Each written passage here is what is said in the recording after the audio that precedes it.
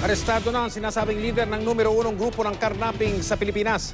Siya ay si Mac Lester Reyes. Mahigit isang taon din siyang minanmanan ng mga otoridad, si Michael Fahatin. Naka-alerto 24. Ito ang aktual na kuha sa Mac Lester Reyes Carnapping Group sa aktong tatangay ng isang nakursunadahang kotse. Ang modus ng grupo, mamanmanan ng isang nakaparadang kotse habang sakay ng ibang sasakyan. At kapag wala ng hadlang, walang kahirap-hirap na bubuksan ito sabay alis kasunod ng kanilang sasakyan na umano'y mga armado.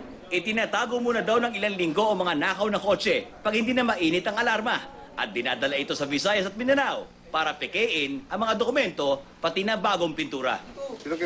Pero tapos na raw ang maliligayang araw ng sinasabing number 1 karnaping group ng bansa dahil natimbog na ng Quezon City Police District o QCPD kasama ang kanilang leader na si Mac Lester Reyes. One thing is certain. Ayon sa QCPD Anti-Carnapping Section, mahigit isang taong paghahanda at surveillance ang kanilang binuno para maaresto ang malapalos na si Mac Lester.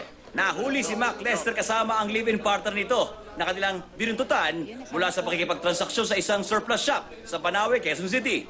Nakuha mula kay Mac Lester ang ilang kumpirmadong karna at sasakyan, mga plaka, mga susi at pick locks, mga baril, granada at droga.